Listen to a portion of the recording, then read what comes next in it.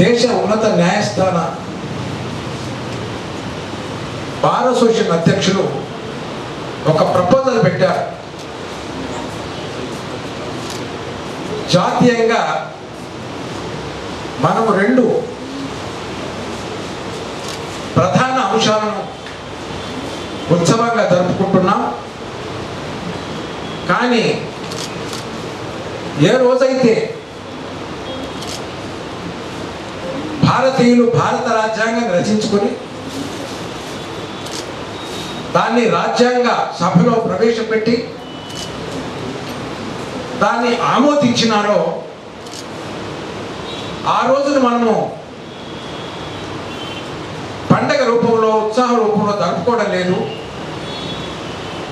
కాబట్టి దాన్ని లా డే మూలంగా జరుపుకుంటే బాగుంటుందని ఒక భావన వ్యక్తం చేశారు. అది కాలానుక్రమంలో లా డేగా ఉనికిలోకి వచ్చింది. రాజ్యాంగ దినోత్సవంగా తర్వాత ఉనికిలోకి వచ్చింది 2015లో. కాబట్టి రాజ్యాంగ దినోత్సవ సందర్భంగా వేదికపై ఉన్నటువంటి ప్రముఖులు, ఎందుకు ప్రముఖులు అంటున్నానంటే వీళ్ళందరూ కూడా బాల్య దశ నుంచి, విద్యార్థి దశ నుంచి, ఉద్యోగ దశ నుంచి సమాజ దశలోకి అడుగు పెట్టినటువంటి అనుభవనీయులు. వారి అనుభవం మనకు ఒక ఆలోచనకు పునాది కావాలి. ఈ వేదిక పైన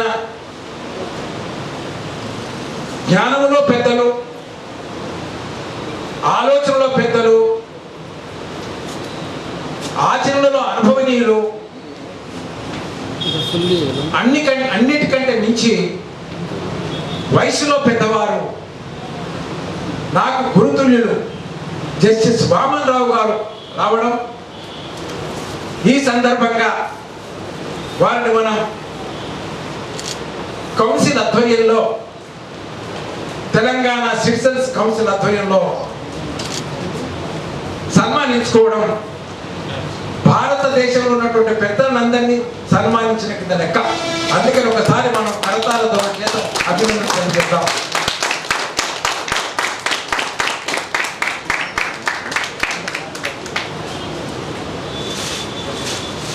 రెండవ ప్రముఖులు, వారి ఆలోచన నిరంతరం సమాజాన్ని ఎలా బాగు చేయాలనే భావన తప్ప వేరే ఆలోచన వారికి ఉండదు.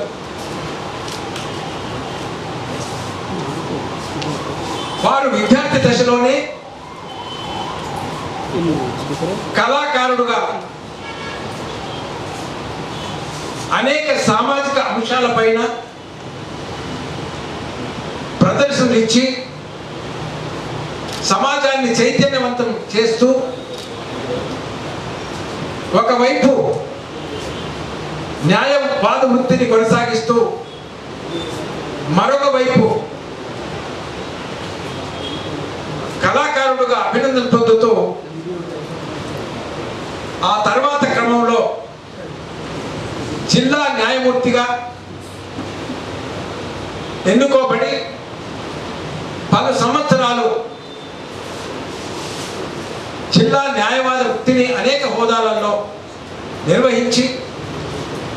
నిర్వహించిన క్రమంలో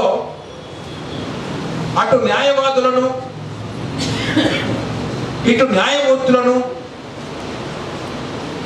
మరొక వైపు న్యాయస్థానాన్ని ఆశ్రయించినటువంటి కక్షిదారులను, న్యాయ వ్యవస్థ వారి జ్యూరిడిక్షన్లో ఉన్నటువంటి ఏరియాలో కూడా న్యాయ వ్యవస్థ గురించి ఎలా ఆలోచిస్తున్నారు అనే సామాజిక స్పృహను ఉనికి పుచ్చుకొని తర్వాత న్యాయమూర్తిగా పలు సంవత్సరాలు పదవి నిర్వహించిన తర్వాత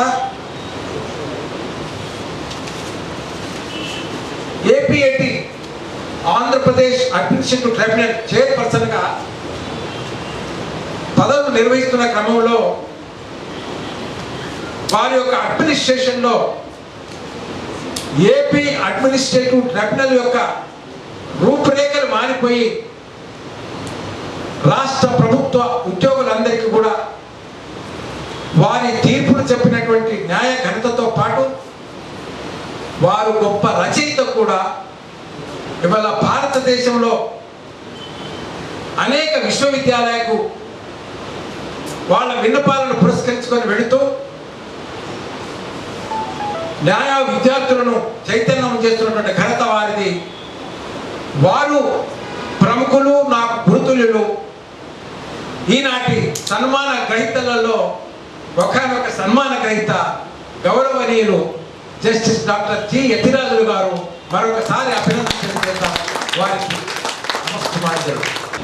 ఆమెకు వెయ్యాలో తెలియదు, ఆమె గురువు గారైనటువంటి నారాయణ గారికి వెయ్యాలో తెలియదు. ఏది ఏమైనా ఎలాంటి సందిగ్ధం లేకుండా కార్యక్రమం నిర్వహించగలిగాము. నా చేతుల మీదుగా ఆ అమ్మాయికి కూడా చక్కగా ఒక షాలు కప్పినటువంటి ఆనందం నాకు దక్కింది. ఆ షాలును స్వీకరించినటువంటి సంతృప్తి అమ్మాయికి దక్కింది. కాబట్టి వారికి కూడా నేను అభినందన తెలియజేస్తున్నాను. ఒక 10 రోజుల క్రితం రాజనారాయణ గారు ఎప్పుడైనా నా దగ్గరికి రావాలంటే దానికి ముందుగా ఒక పెద్ద మనిషి వస్తారు. ఆ పెద్ద మనిషి విద్యార్థులలో విద్యార్థి, అధ్యాపకులలో అధ్యాపకుడు, ప్రముఖులలో ప్రముఖుడు, మామూలు వ్యక్తులలో మామూలు వ్యక్తి. అన్నిటికంటే మించి ముఖ్యమైనటువంటి విద్యావేత్త ప్రొఫెసర్ అక్తరాజు వస్తారు ముందున్నారు. ఈ మధ్యలోనే వారు రచించినటువంటి ఒక పుస్తకాన్ని నేను ఆవిష్కరించడం జరిగింది మా స్వగృహంలో. అక్తరాజు గారు ఆయన అంతర్జాతీయంగా గుర్తింపు పొందిన వ్యక్తి. మన మధ్యలో మామూలుగా ఉన్న అతను ప్రముఖ వ్యక్తి అని ఎవరు అనుకోరు. మనతోని విద్యార్థుల్లో విద్యార్థిగా, అధ్యాపకులలో అధ్యాపకులుగా, అడ్మినిస్ట్రేటర్స్లో అడ్మినిస్ట్రేటర్గా, విద్యార్థికులలో విద్యార్థికులుగా ఒక గొప్ప లక్షణం ఉన్నటువంటి వ్యక్తి ప్రొఫెసర్ అక్తరాజు. ఇవాళ నిర్వహించినటువంటి కార్యక్రమంలో మిగతా వాళ్ళందరూ మాట్లాడే సమయంలో మాత్రమే కనబడ్డారు. ఆయన మాత్రము కార్యక్రమం మొదటి నుంచి చివరి వరకు కనపడకుండా ఉంటే అది కష్టమైన పని. ఆయన కనపడకుండా ఉంటే కార్యక్రమం ఎక్కడో ఆగిందని మన భావన. అలాంటి వ్యక్తితో కబురు పంపారు రాజనారాయణ గారి గురించి. సిటిజన్స్ కౌన్సిల్ ఆధ్వర్యంలో లాడేలు జరుపుకుంటున్నాం సార్, మీరు తప్పకుండా రావాలి అంటే రాజనారాయణ గారు అనగానే నాకు ఆ రాజనారాయణ గారు జ్ఞాపకం వస్తూ ఉంటారు. ఎవరైతే స్వాతంత్ర సమర యోధుడో, దేశాన్నే తన యొక్క ఆలోచన విధానం ద్వారా ప్రభావితం చేశారో ఆ రాజనారాయణ గారు జ్ఞాపకం వస్తుంటారు. అలాంటి రాజనారాయణ, మనకొక రాజనారాయణ ఉన్నారు, డాక్టర్ రాజనారాయణ గారు. వారికి ఫౌండర్ చైర్మన్.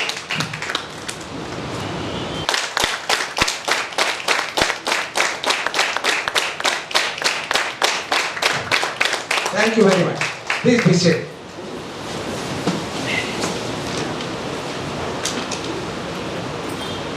ఈ కార్యక్రమానికి వచ్చిన తర్వాత కొద్దిమంది కనిపించారు. ముఖ్యంగా విద్యార్థులు కనిపించారు. చాలా ఆనందం. కాబట్టి ఇందులో విద్యార్థులు ఎంతమందో ఒకసారి చేతి పైకి వారికి అభినందన తెలియజేస్తాం. Is yours. భవిష్యత్తు మీది. మీ భవిష్యత్తు మీ చేతిలో ఉంది. దానికి విద్యే ప్రధానమైనటువంటి అంశంగా మీకు చెప్తున్నాను. Thank you very much.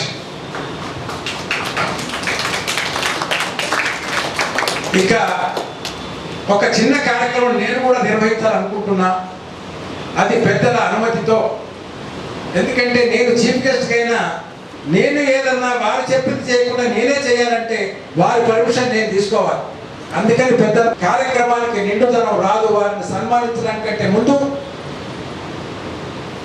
ఈ సభా కార్యక్రమానికంటే ముందు కొంతమంది పిల్లలు చక్కటి పాటలు పాడారు. ఆ పాటలు పాడిన పిల్లలు ఎవరో చేతుల పైకి లేవటండి. కమాన్.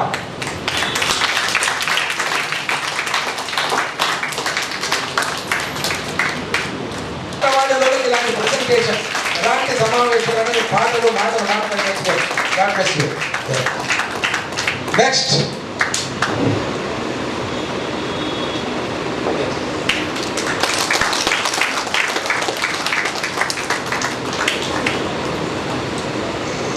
చాలా చక్కటి పాట పాడారు. కమాన్.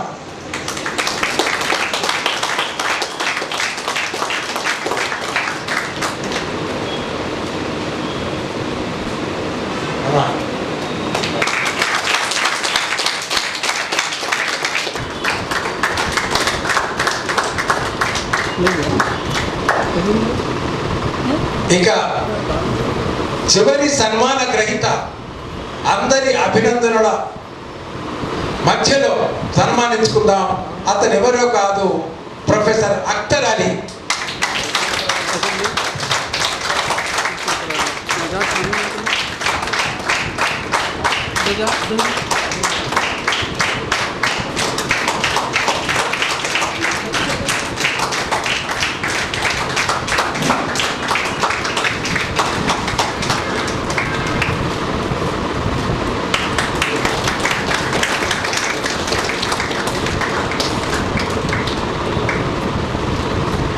చాలా సంతోషం. అందరికీ ఆనందంగా ఉంది. ఎంతమందికి ఆనందంగా లేదో ఒకసారి చేతి పైకి లేవండి. ఓ పొరపాటున కొన్ని సందర్భాల్లో లేపే అవకాశం ఉంది. అలా జరగలేదు కాబట్టి మీరు ఎంత నిబద్ధతతో శ్రద్ధతో వింటున్నారో అర్థమైంది. అందుకని మీకు అభినందనలు. ఇదే విద్యార్థి దశ అంతా కనుక మీరు పరిపూర్తి చేసుకుంటే జీవితంలో అదే సక్సెస్కు దారితీస్తుందని నా సందేశం ఈ సందర్భంగా.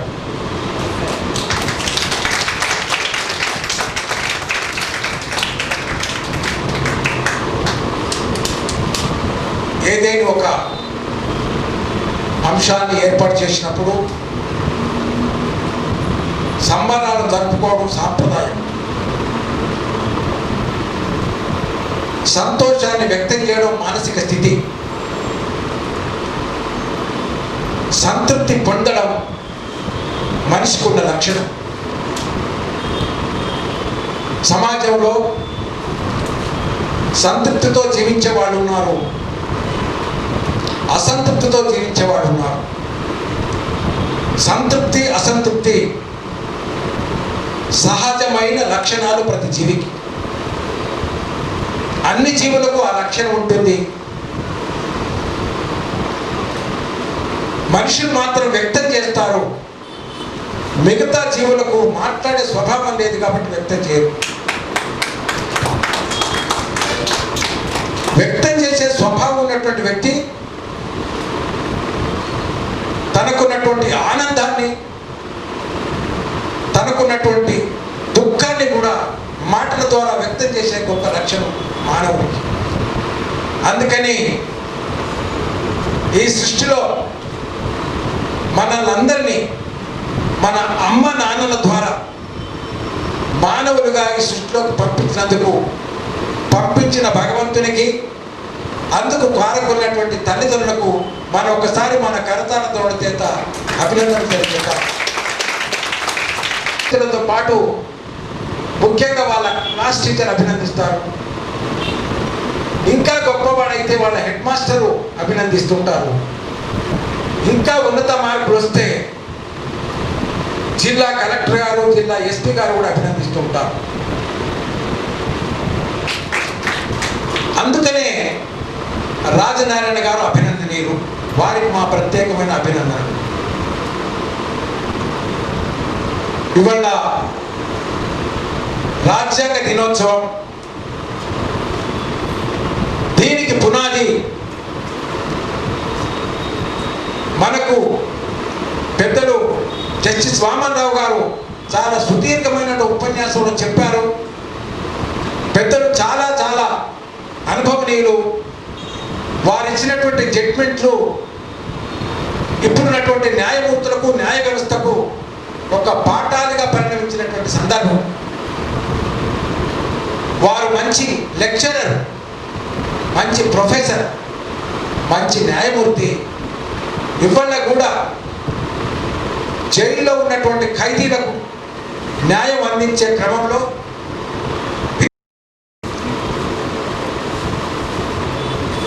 భారత రాజ్యాంగంలో ఉన్నటువంటి పీఠికను చదవమని నేను చెప్పడం జరిగింది.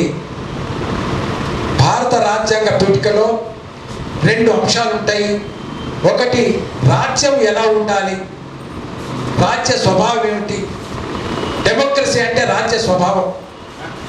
రాజ్యాంగ పీఠికను ఆ అమ్మాయి చదువుతుంది, మీరు వినండి, ఎప్పుడు మననం చేసుకోండి. అందుకనే కాన్స్టిట్యూషన్ ఈజ్ 6th వేద. We have 4 Vedas. 5th Veda was considered to be what is the Mahabharata. Now I have started telling that the Constitution of India is the 6th Veda. ఆ 6th వేదాలో ఉన్నటువంటి పీఠికను ఇప్పుడు చదువుతుంది ఆ పాప.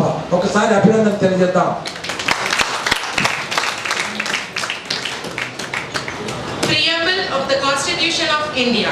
We, the people of India, having solemnly resolved to constitute India into a sovereign, socialistic, secular, democratic republic and to secure to all its citizens justice, social, economic and political, liberty of thought, expression, belief, faith and worship, equality of status and of opportunity, and to promote among them all fraternity, assuring the dignity of the individual and the unity and integrity of the nation. In our Constituent Assembly, this 26th day of November 1949, do hereby adopt, enact and give to ourselves this Constitution. Thank you.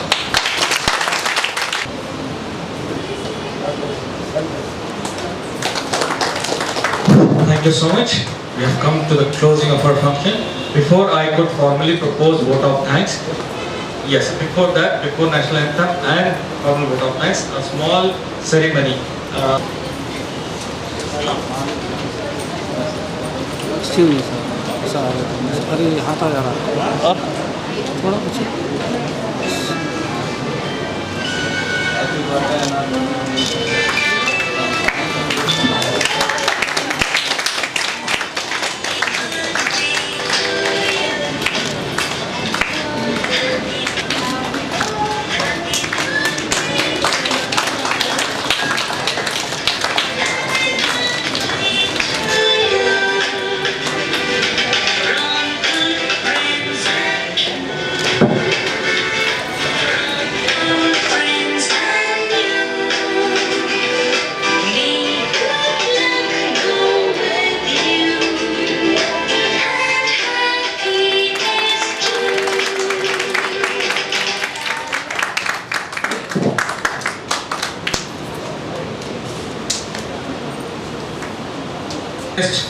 Justice, Honorable Justice Sri G. Chandraya sir for readily accepting our invitation and also helping us for selecting the people for getting this Nyaya Shiromani Award. Thank you so much sir for all the support you have rendered with us, all the support you have given to us. Thank you so much. My also thanks and appreciation to Honorable Justice Sri Vaman Rao sir, Honorable Justice Dr. G. Yattiraju sir, Honorable Justice Sri P.S. Narayan sir, though because of his health he could not come, but he has sent all his greetings, and in absentia sir has taken his gifts, his award. Thank you so much sir, and also my sincere thanks to Honorable Justice Srimati T. Rajni madam.